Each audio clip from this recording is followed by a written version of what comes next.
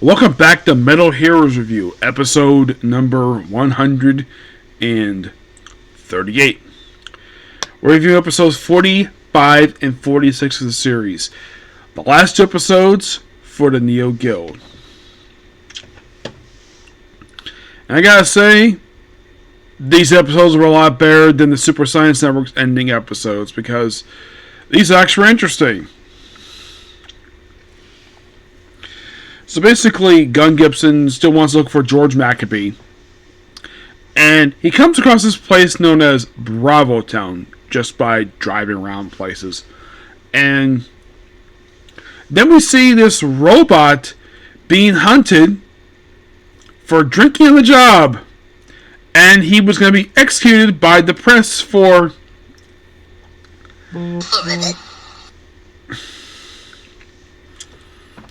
drinking on the job. I'm like, really?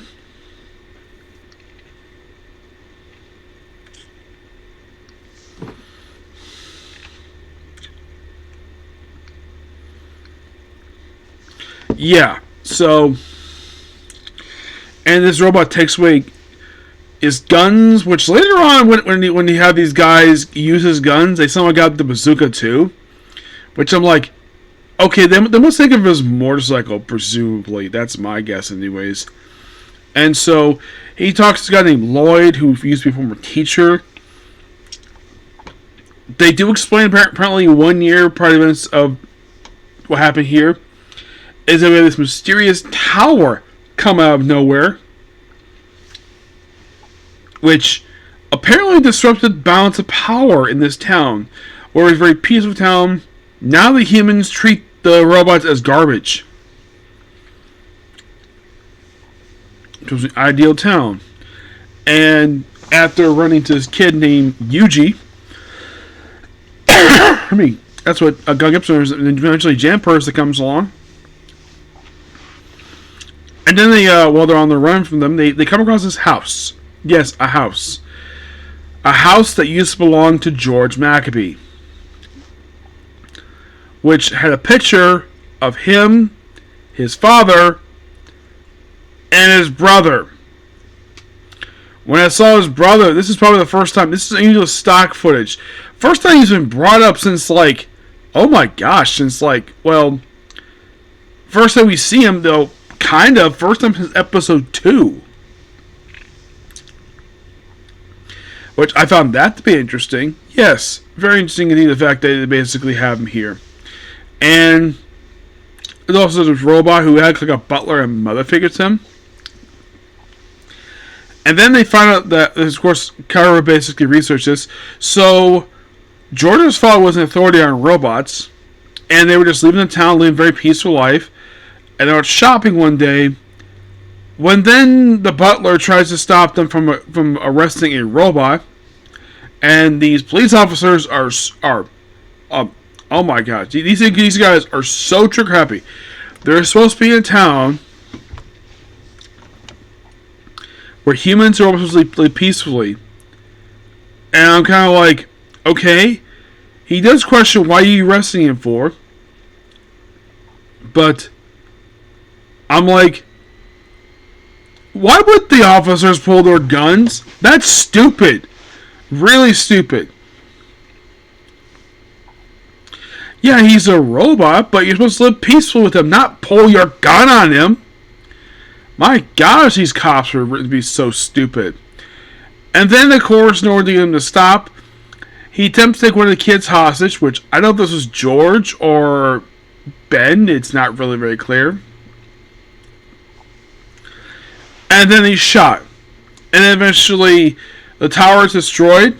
Now, I'm not sure if this was George put the tower there or someone else did, because this seemed like a Neo Guild guard just happened to be there, so Lloyd just passes right through. By the way, Lloyd and Gun Gibson are the people who didn't drink the alcohol. Not affected by the shock, so then eventually Lloyd walks in with a gun. There's not much ammo. This gun has got ammo in it.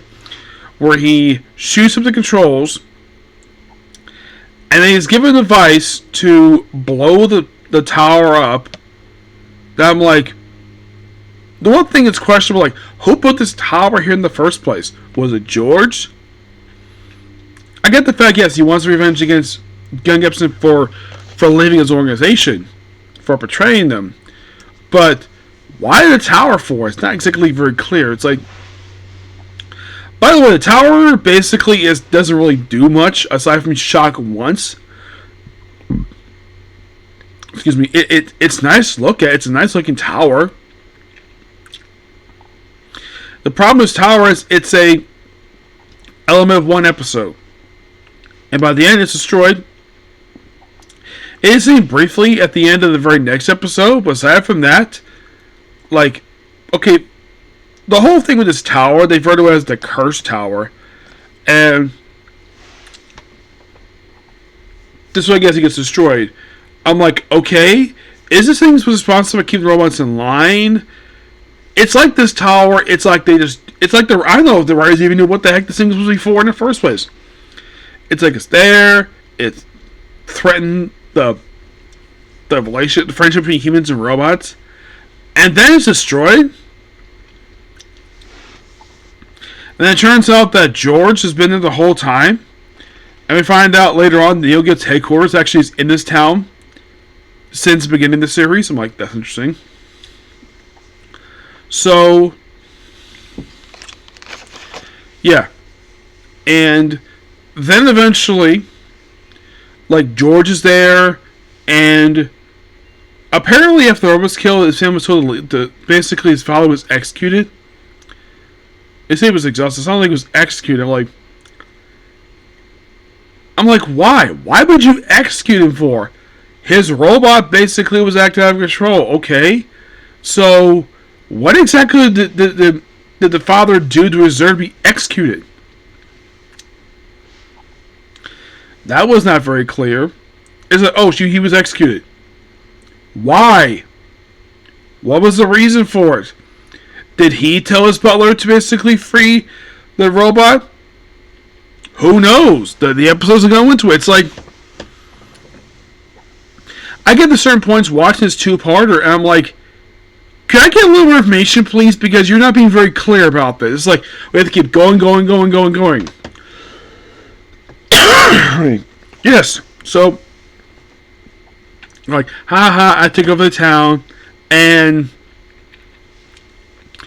during the course of this, then eventually they have the robots win, kind of, and then Janperson frees people who take humans taken captive, and like have Yuji's with them, because they apparently either never heard of Janperson, which I'm like, Janperson's been in the news the whole time. Does this town not have TV? Because it seems like they know who Janperson is. Because here's the thing. The wide public know who Janperson is, but does this town know who he is? Nope. All they see is another robot thinking it might hurt them. Here's the thing. His gun is not pulled out. He's not threatening them. So why they act this way? Who the heck knows? And then they leave, and you have Gun Gibson fight George, which at one point, yeah, basically Neil Gill is firing on Gun Gibson, creating a bunch of bullet holes in him, pull off one of his arms,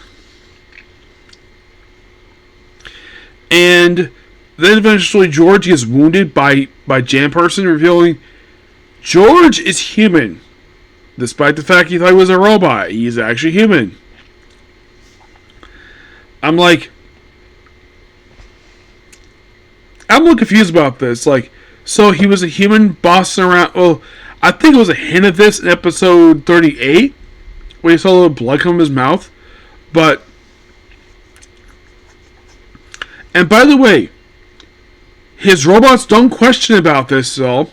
The entire series. And eventually all of his guard robots are destroyed by Janperson and Gun Gibson. And Kaoru's there. Now, unlike the case of the last two episodes, there was a reason why she asked to be there. This just, she just is there. She just drove there for some random reason. And then Janperson and Gun Gibson go to the main room for the headquarters for Neo Gil, where Gun Gibson really wants to shoot George for killing Carol, and then he just doesn't shoot. He basically fires up his headband off his head, doesn't kill him, and then George proceeds to just, oh, he lost because his Gil is gone. So blow up his headquarters like he's a sore loser. And like, okay, they're going to build the town. Then we come in later where Gun Gibson is completely fixed. Like, I'm guessing that Kara must recover his arm. And is there a gun? And I'm guessing probably, and this is my personal theory, that she must have basically found George's blueprints for Gun Gibson. So she must have found parts for him to fix him, because I'm presuming that's what she did, because she's a mechanic. And like, well, George is done. He's on the show. And he's definitely dead. And he's just wounded. He just blew himself up because basically his plans failed. And they discovered his headquarters. And it was pointed out, though, the fact he's man couldn't leave his hometown.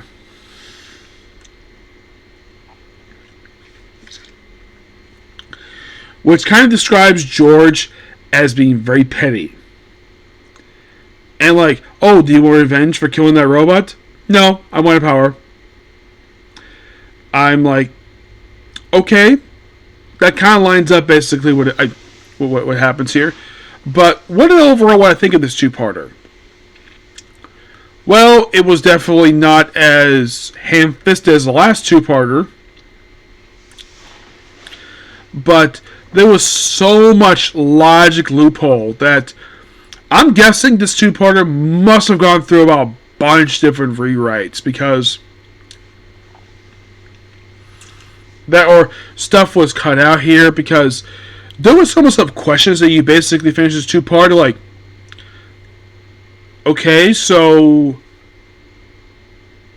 you started like, okay, so George started Neo Gil for revenge for his brother's death. Okay, we already knew that from the start. Also, what was the purpose of the Metal Show Guard? Aside from the fact it's smoke in his debut appearance, and the fact that, well, Gun Gibson shot it at it in episode 8, then George just takes it off and keeps in the cloak the whole time. He does take it off. I mean, it seemed like Base was wearing underneath it. It seemed like there was going to be more here, but that probably was cut due to time. That's my guess, anyways. Probably what happened here. Yes, that's probably my guess. But overall, like, in the case you face with the first part, the biggest question is that freaking tower? Who built it? Why was it built? Why wasn't he in his town? And the fact that, oh, they say like a year prior that's all this stuff happened.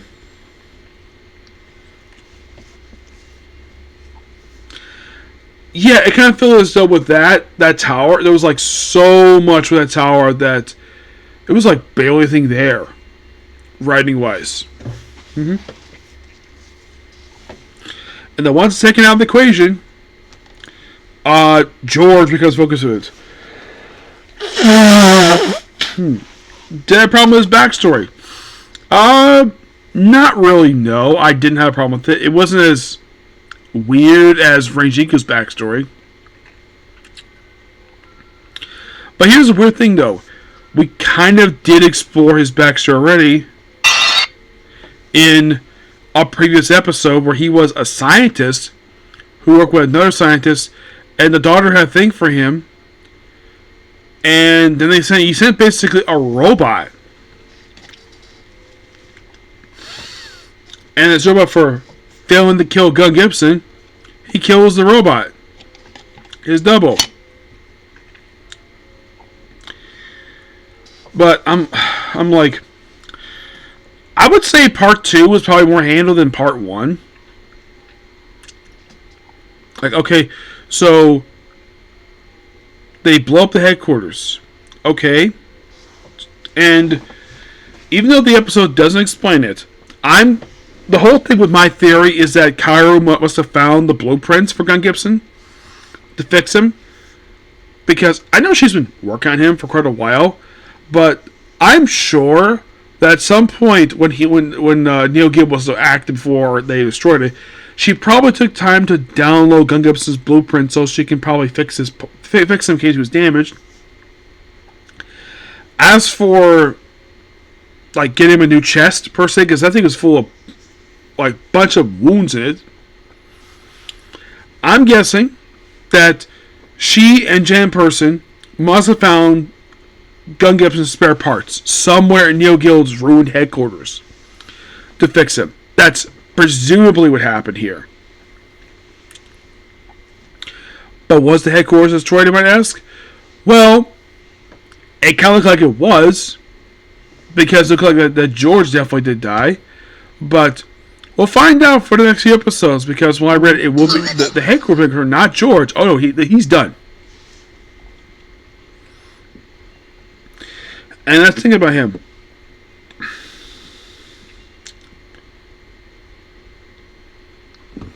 He does not make a return after this.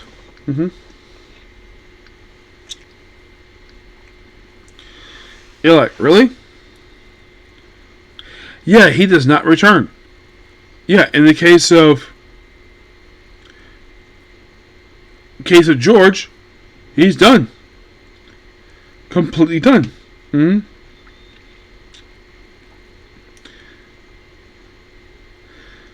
So now it's like, okay, so what exactly is left, you might ask?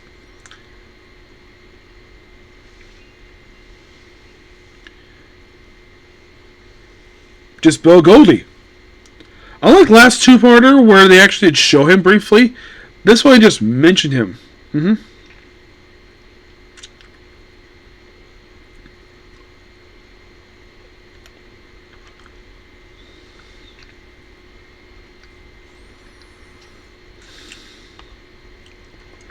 Yeah.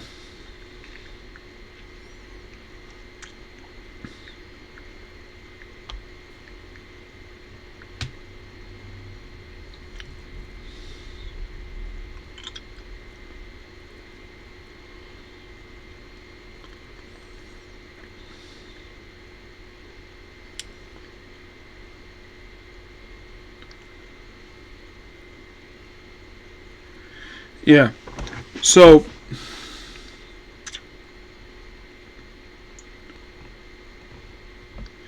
that's going to pretty much it for the video. Please be sure to like, comment, subscribe, turn notifications. Next up we have is more Male Heroes. Or I'm going to go through hopefully the last few episodes of the series. Okay? Thanks, you. Bye.